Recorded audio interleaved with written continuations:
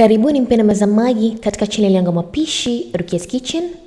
Leo hii nimewaleteeni utengenezaji wa kutengeneza saladi ya samaki na matunda tamu sana na nzuri kwa afya yako.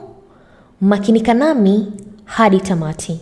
Usisahau kusubscribe na kubofya kengele itakayokuja hapo chini ili usipitwe na video zangu kila wiki. Hatua ya kwanza, utachukua sahani ama unaweza kutumia bakuli pana, na kisha nitaweka saladi aina mbili na nitatandaza katika sahani kama unavyoona katika video.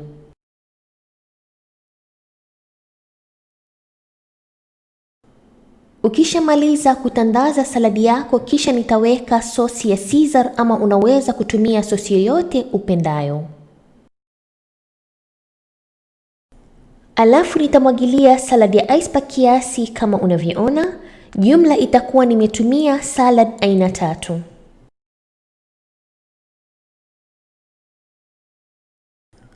Na kisha utachukua karoti moja ya kiasi na utaigratia juu katika saladi yako.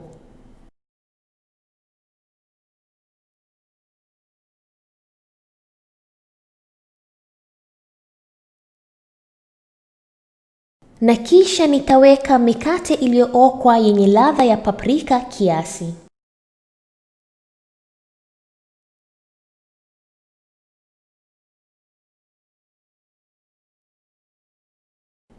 Na kisha pembeni katika sahani nitaweka aina tofauti za matunda. Nimetumia apple yani tufaha, tikiti maji, maembe na nanasi pamoja na kiwi, ama unaweza kuweka matunda yoyote upendayo.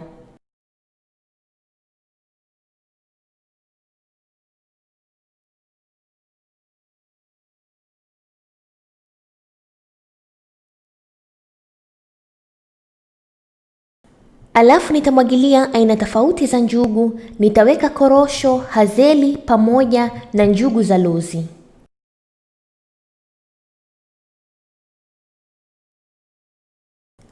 Na kisha nitakata kitango pepeta yani cucumber slice nyembamba na nitaweka pembeni katika sahani.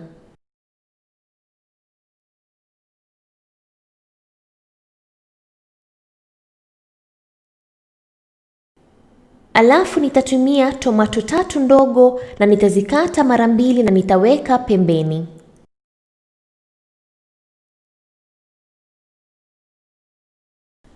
Alafu nitaweka samaki wa salmon. Samaki huyu unaweza kumpata katika supermarket, na ikiwa hauna samaki huyu sio lazima.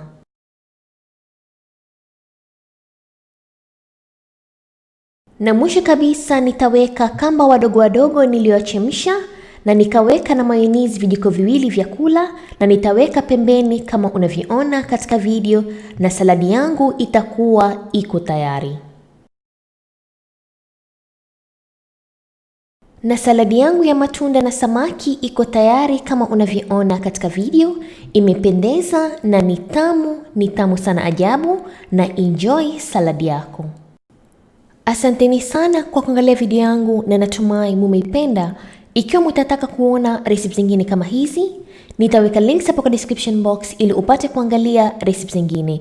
Na ikiwa una maswali, unaweza kucomment hapo chini ama unaweza kunifollow katika social media zangu Facebook na Instagram Rukias Kitchen kwa maswali zaidi. Na asanteni tena na kwaherini.